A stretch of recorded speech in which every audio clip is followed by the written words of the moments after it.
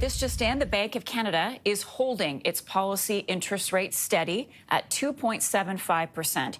Joining us now with his reaction is David Macdonald. He's a senior economist at the Canadian Centre of Policy Alternatives.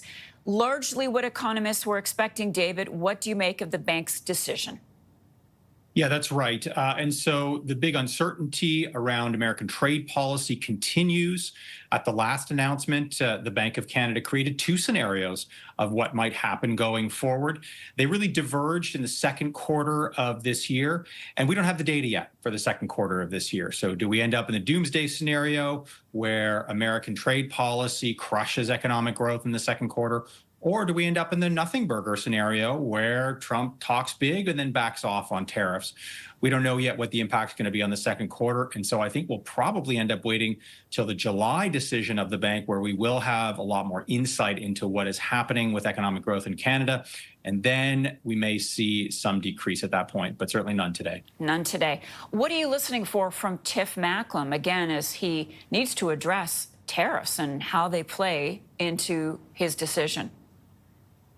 Well, it'll be interesting to see what the bank thinks its interest rate policy can do with respect to tariffs. Certainly, these are totally different areas. This is completely outside of the control of the Bank of Canada. We are certainly starting to see interest rates bite. For consumers, where we're seeing increases in the number of consumers unable to make their payments, skipping payments on credit cards and car loans, as well as getting into difficulty in terms of bankruptcy. So these higher interest rates that we're seeing, just under 3%, are starting to hit consumers. It's not quite at the difficulty they had in 2009, but very similar at this point to the difficulty consumers had in March of 2020 at the start of the pandemic, when a lot of folks lost their jobs. And so it'll be interesting to see how they start to see that impact in some of the comments this morning.